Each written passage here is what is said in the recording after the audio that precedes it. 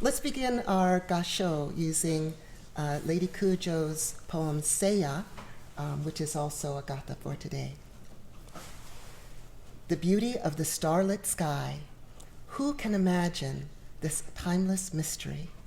When countless eyes shine bright with tears of joy, my heart is at peace. There are Buddhas greater in number than the countless sands that line the Ganges River. They are ever watchful over us. Throughout the day and night, hearing this, my lonely heart fills with lasting peace. Namo Amida Butsu. Namo Amida Butsu. Namo Amida Butsu. Thank you to the BWA for sponsoring the service memorial for Lady Kujo, and thank you to the BWA for asking me to offer a reflection today. In terms of housekeeping, I just wanted to say that this is a English and Japanese service, so it's a little bit longer than our normal services, so I will be offering my reflection in English, and I'm going to be sharing some of the poetry and the writings of Lady Kujo from her book Muyuge, Flower Without Sorrow. Highly recommend this book to you. And when I have completed the English reflection, we're going to invite Mrs. Yasuko Lister to share in Japanese, for the Japanese speakers, some of Lady Kujo's poetry and her reflections in Japanese on the poetry. Okay. So first, let's start with the Dharma School lesson. Are there Dharma School students here? Yeah. There are Dharma School students. Fantastic. My way of thinking in preparing for giving this talk was, to focus on Lady Kujo's writings. And I did have the opportunity to read some of her poetry, which was really special for me. And I guess the summary of what I came away thinking about her after reading some of her poems is that she has an inner light that shines so bright. Her inner light shines so bright in the light of Namo Amida Butsu. And when I think about her life and her accomplishments, her writings and what the Dharma lessons that she left for us, I think that's something that we as Buddhist women can really appreciate, because we see that in so many Buddhist women today, women whose inner light shines so bright and is a teaching for all of us. Okay, so that's what I'm going to be talking about today, is about the inner light that Lady Kujo shared with us, and also how we appreciate that as Buddhist women. But first for the children. Okay, so Lady Kujo was a very famous and very wonderful lady in Jodo Shinshu.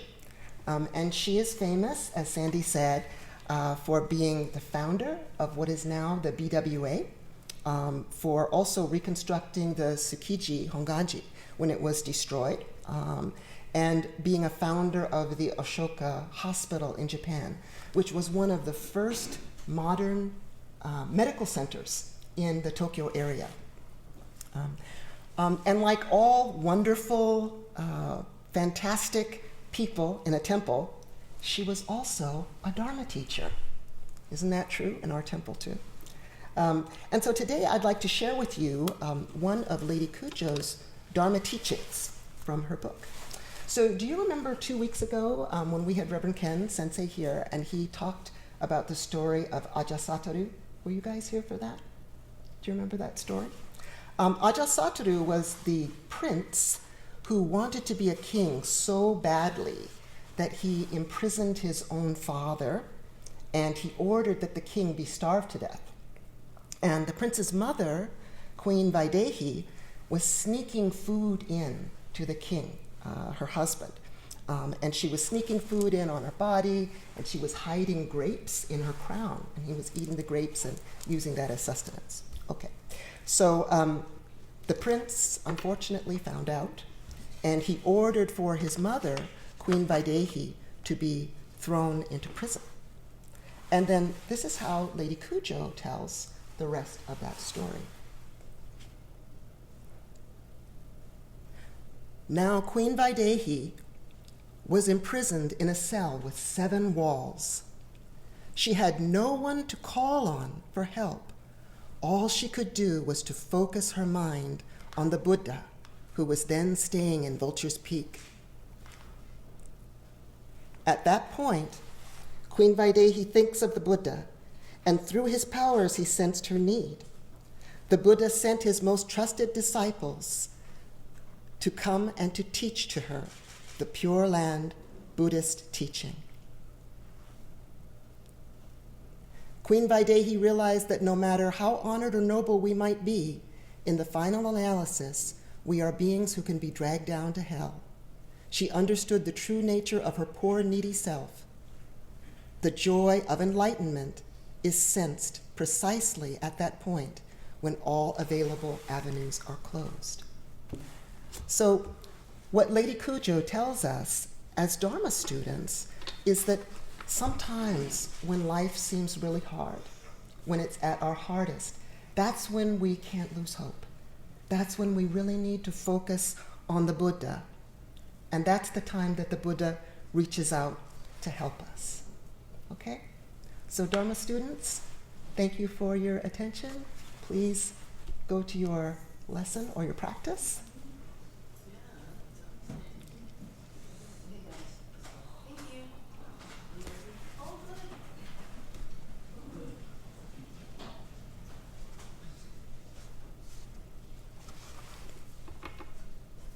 So while the Dharma School students are going out, I want to talk a little bit about Lady Kujo's role as a leader, as a really visionary leader. She redefined the role of Buddhist women in leadership. She was a person for whom the light of Amitabha Butsu was shining constantly. Lady Kujo's role as the founder of the BWA and organizing Buddhist women throughout Japan and later overseas throughout the world at their temples was particularly remarkable when you consider that when she founded the BWA, she was 18 years old. She was 18 years old. She was the same age, you know, when we have the YAO girls come up and give their reflections, that's how old she was when she did that. And at that time, she founded it with her sister-in-law, Kazuko. And both of them, Kazuko was married to Lady Kujo's eldest brother, who later became the 22nd Monshu. Lady Kujo's father was the 21st Monshu. They were women who had lived really sheltered lives in a temple their entire lives. And so they didn't have a lot of experience in the real world. So when you consider that, they then were going out throughout Japan, giving speeches, organizing women at temples, it was truly an accomplishment. She demonstrated that same resolve over the next 22 years as she led and sponsored humanitarian relief efforts after the Kanto earthquake, including the reconstruction of the Tsukichi Temple and the founding of Ashoka Hospital. And so while we know of all of this about her life and her accomplishments, and we review it every year during her memorial, one area that I really didn't know a lot about was her role as a poet and an essayist. And so this was a great opportunity for me to experience this through reading her writings. Lady Kujo wrote numerous poems, short essays. She wrote a play, and she published her first volume of poetry when she was 33 years old. So this volume, Muyuge, was published after her death, and this particular version of it is published by the Southern District Dharma School Teachers League. So the backdrop of her writings is very interesting because it's filled with the contradictions of her life. On the one hand, she was living this incredibly privileged life as the daughter of a Monshu, and yet she chose to go and work in the Tokyo slums among the poor people. She was a female leader at a time when women did not lead, did not have active public lives. And she was a public figure in Japan, and yet she was very alone. She was married, she had an arranged marriage, but she lived separately from her husband for almost all of their marriage. He lived in England and she lived in Japan. And so she looked to the world of Buddhism, the world of women, the world of children, for her understanding of the role of Amida Buddha in our lives.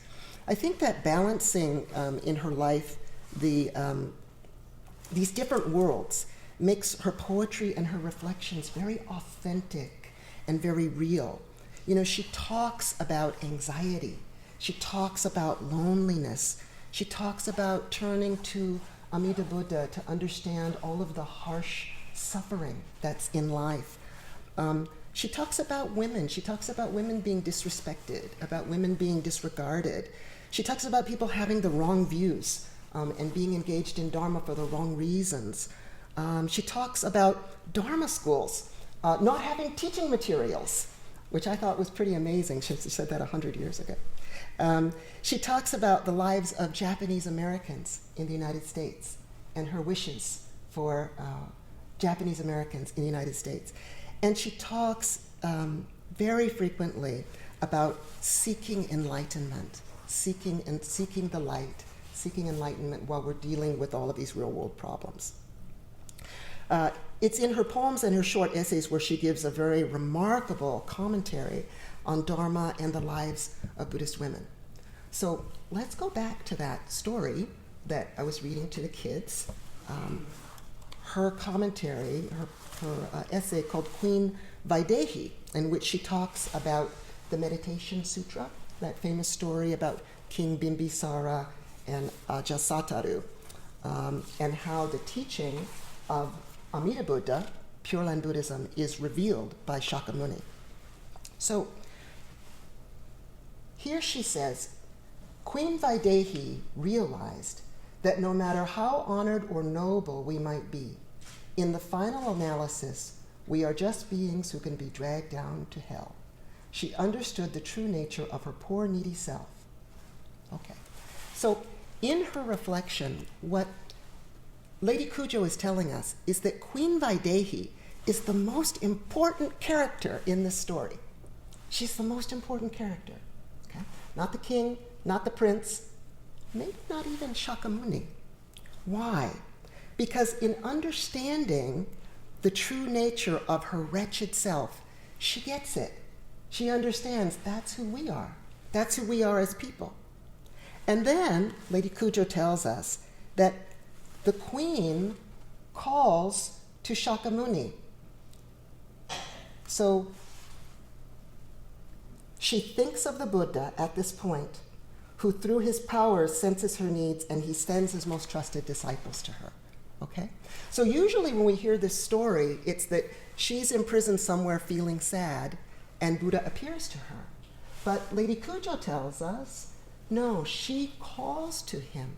She calls to Shakyamuni and summons him to appear. And then when he appears, he reveals the existence of Amida Buddha in a teaching to her alone. Okay? It's not a teaching that he gave to thousands of people while he was walking around on Vulture Peak. He reveals it to her alone. And as a result, Lady Kujo says, thus she was blessed to become the first person to be enlightened by the Pure Land teachings. Okay? So think about that for a moment. Shakyamuni reveals the existence of the Western Pure Land, the Buddha of the Western Pure Land, Amida Buddha, to who? One woman, Queen Vaidehi, and then she becomes the first to be enlightened. And why? Because she was the person who gets it. She was the person who understood the nature of our imperfect selves. The more that you think about that, the more that it becomes, more and more of kind of that aha moment. And just kind of always goes to show, because, the traditional Mahayanist telling of that story, Queen Vaidehi is kind of almost a footnote in the story. But Lady Kujo tells us, no, she's the most important. She's the reason, in many respects, why we're here today in front of Amida. If not for her, we wouldn't be here.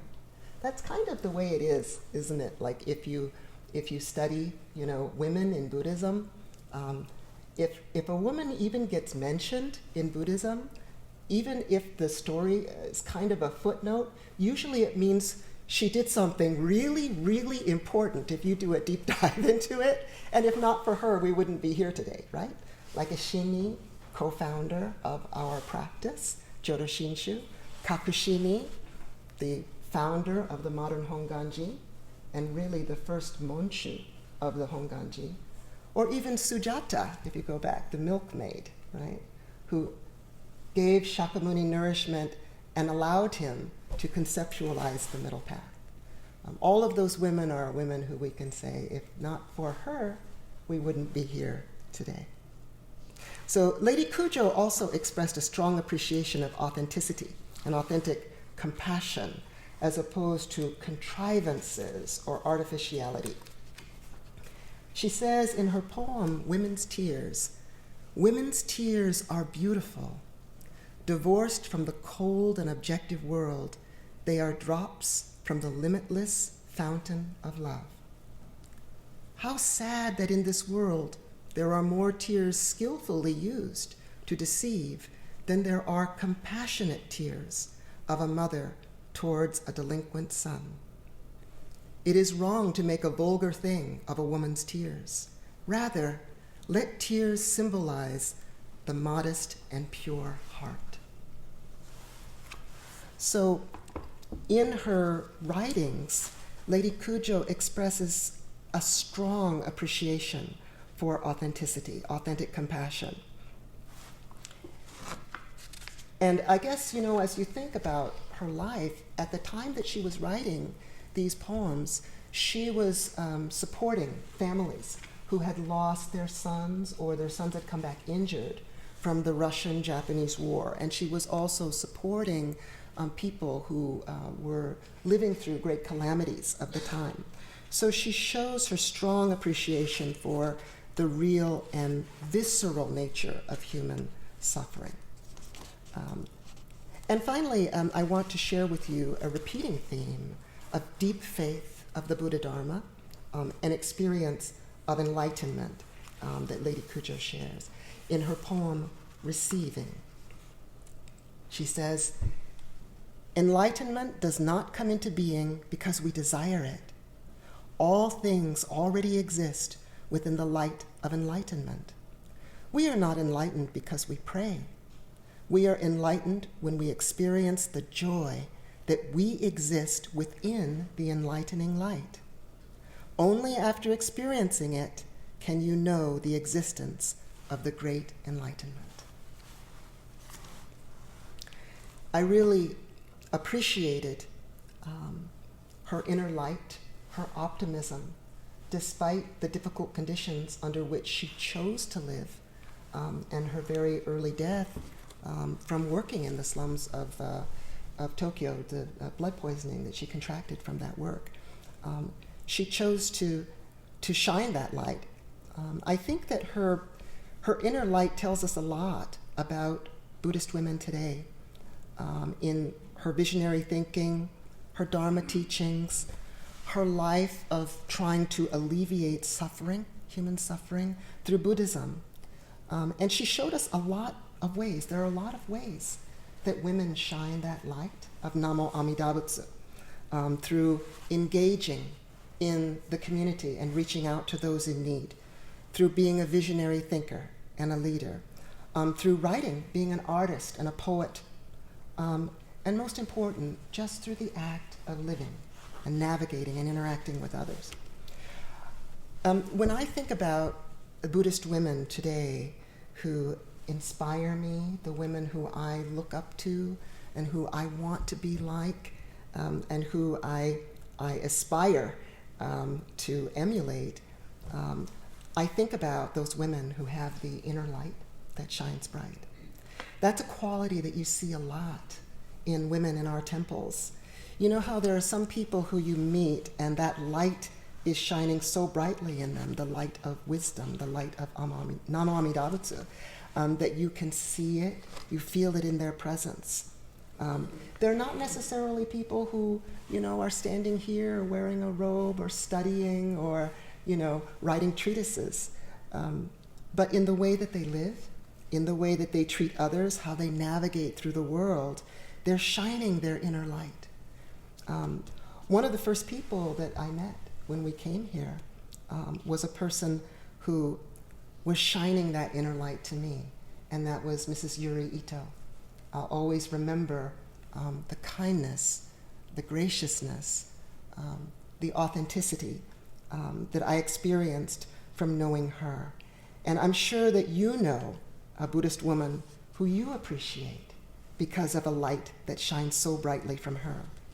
So what I would like to ask all of you to do today on Lady Kujo's Memorial Day is to please tell that woman or those women who you appreciate. Tell them, thank you for your work. Thank you for inspiring me. Thank you for being a light of Namo Amida Butsu. And please do that in honor of Lady Kujo. And if you don't want to do that, then you can just say, thank you for being a person without whom we wouldn't be here today. Because that's who she was, that's who you all are, and that's what we appreciate. Thank you so much for all that you do for us. Everyone please gasho. The beauty of the starlit sky. Who can understand this timeless mystery? When countless eyes shine bright with tears of joy, my heart is at peace. There are Buddhas greater in number than the countless sands that line the Ganges River. They are ever watchful over us. Throughout the day and night, hearing this, my lonely heart fills with lasting peace. Namo Amida Butsu. Namo Amida Butsu. Namo Amida Butsu. Namo Amida Butsu. Namanda, Namanda, Namanda. And now I would like to ask Mrs. Yasko Wooster to please share with us, for the Japanese speakers, her reflections on Lady Kujo.